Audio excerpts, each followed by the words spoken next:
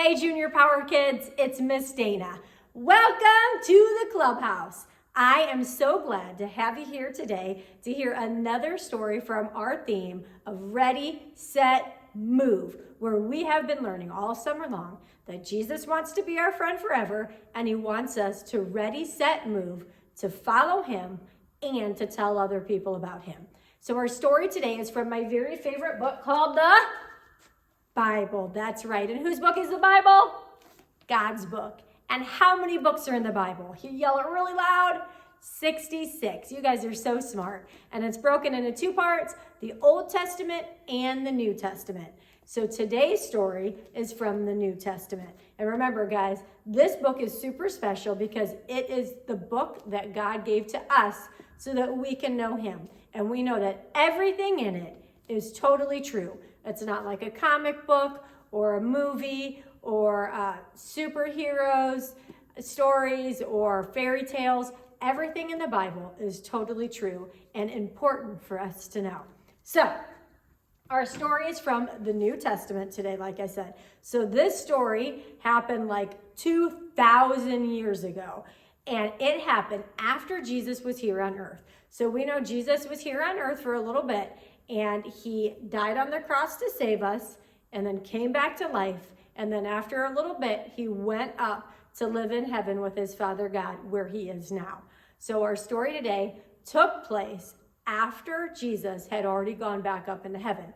So before he went up to heaven, he told his friends, the disciples, that he wanted them to go everywhere and tell everyone about him.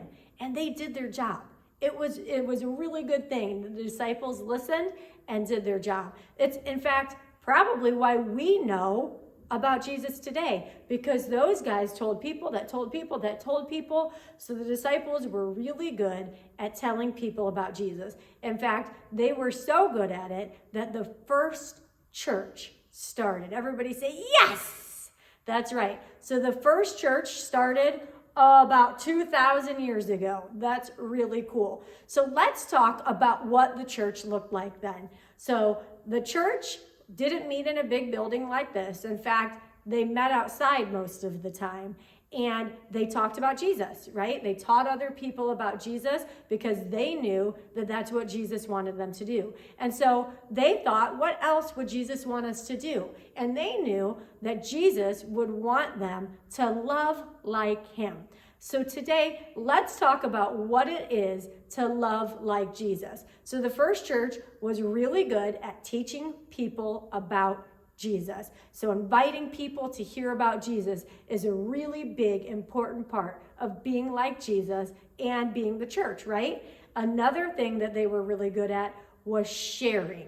They shared everything they had. If somebody needed clothes, they shared their clothes. If somebody needed food, they gave them food. In fact, they even put their money together and their land together and they split it up so everyone had what they needed. It was super cool. So sharing is loving like Jesus, right? Another thing is helping, right? They helped each other. They helped other people. Helping is a really important part of loving like Jesus. So guys, let's talk this through on what this means for you.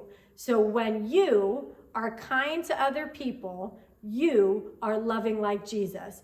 So when you are kind, you love like Jesus. When I say that, I want you to repeat, love like Jesus. So when I say, when you are kind, you yell, love like Jesus. Let's try. When you are kind, you love like Jesus.